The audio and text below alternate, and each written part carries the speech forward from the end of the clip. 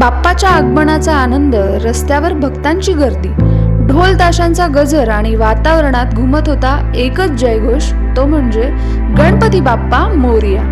पण अचानक हा जयघोष आक्रोशात बदलला. भुलेश्वरचा राजा 22 फूट उंच गणेश मूर्ती आगमन मिरवणुकीत असतानाच अचानक कोसळली.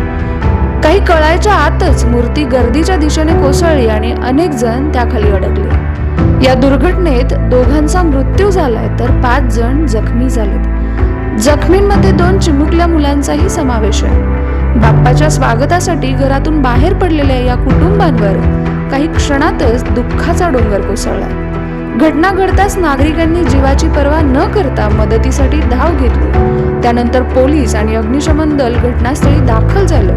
जखमींना तातडीने रुग्णालयात हलवण्यात आलं. मूर्तीच्या आधाराच्या संरचनेत बिघाड झाल्याची प्राथमिक शक्यता आहे. मात्र नेमकी चूक कुठे झाली याचा तपास अद्यापही सुरू आहे. प्रशासनाकडून घटनास्थळी पाहणी करून सुरक्षेच्या उपाययोजनांचाही आढावा घेतला जातो. ज्या भुलेश्वरमध्ये बाप्पाच्या स्वागतासाठी जल्लोष सुरू होता, तिथेच आता 2 कुटुंबांच्या आक्रोशाने वातावरण अगदी सुन्न झाले.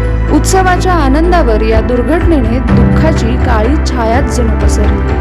या घटनेमुळे भुलेश्वर सोबतच मुंबईकर आणि प्रत्येक गणेश भक्ताच्या मनाला हळहळवलंय. न्यूज डेस्क, आपलं नाशिक.